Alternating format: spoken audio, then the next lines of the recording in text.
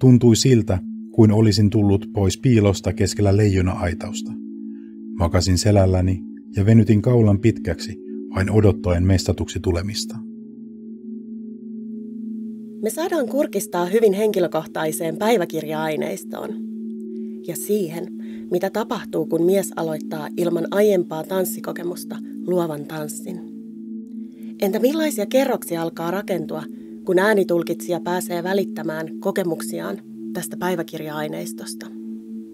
Ja millaista liikettä syntyy, kun ammattitanssija liikkuu tulkitsijan kerronnan synnyttämiä kokemuksiaan? Tervetuloa mukaan tälle matkalle.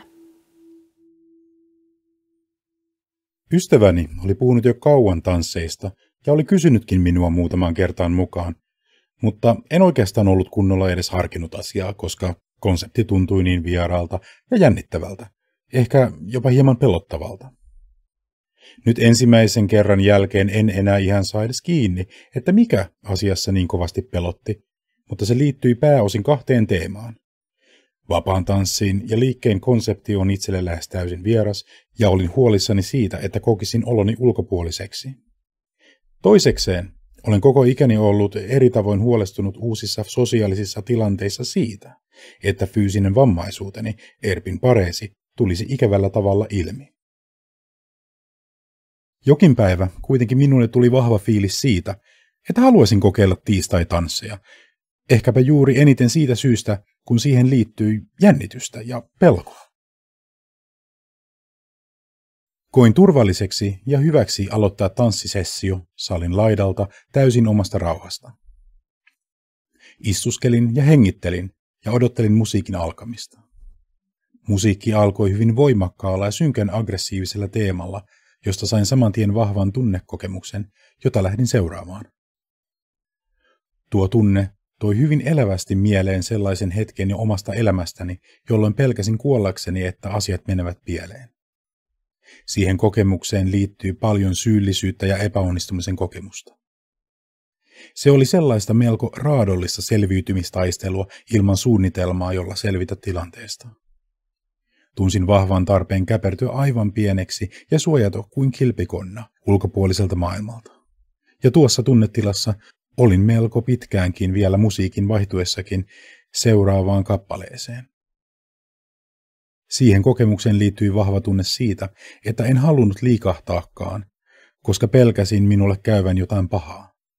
Olin täysin tyrmistynyt tunteen vahvuudesta ja itkin siinä lattialla käpertyneenä jonkin aikaa. Lopulta jossain vaiheessa tunsin tarvetta jollain tavalla avautua tai heittäytyä sen ympäröivän uhkan saataville.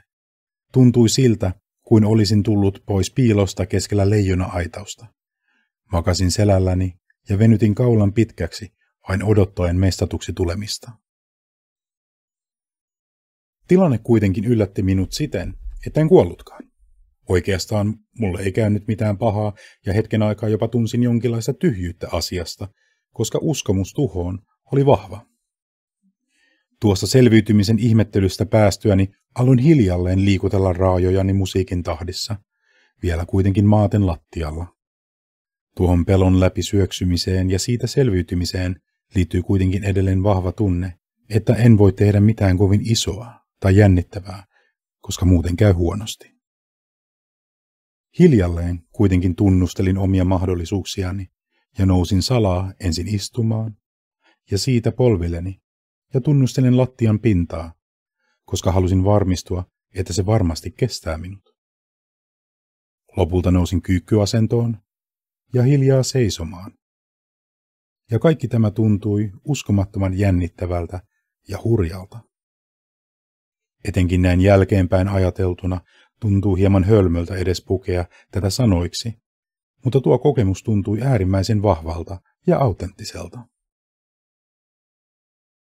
Kun olin päässyt seisomaan jalkojen päälle, aloin tunnustella, miltä tuntuu liikkua omin jaloin. Huomasin, että sattumalta seisoin lattiassa olevan sauman kohdalla, ja aloin leikitellä ajatuksella, että se on trapetsi, jota pitkin kuljen.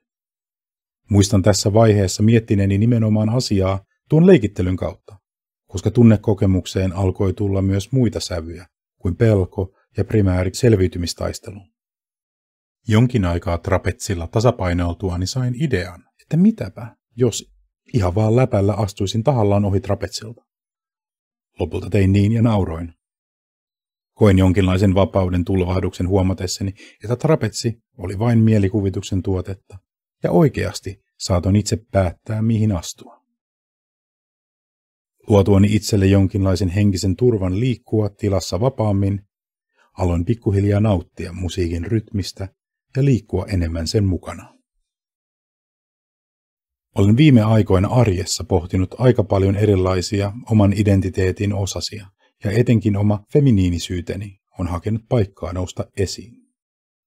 Oli aivan mahtava huomata, miten tuon alun prosessin ja tunnemyllerryksen jälkeen oli niin helppoa kokea ja ilmaista omaa feminiinistä energiaa, ja jopa täysin samanaikaisesti esimerkiksi maskuliinista fyysistä vahvuutta. En ole oikeastaan koskaan elämässäni kokenut näitä tuntemuksia niin samanaikaisesti, ja se oli hyvin hämmentävä ja hieno kokemus.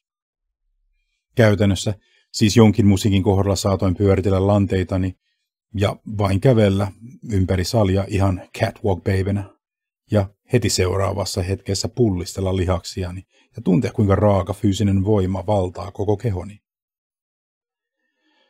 Jossakin vaiheessa myös kohdattiin ystäväni kanssa lattialla kiemurrellen, ja siihen kokemukseen itsellä liittyy hyvin vahva vapauden ja rajattomuuden kokemus.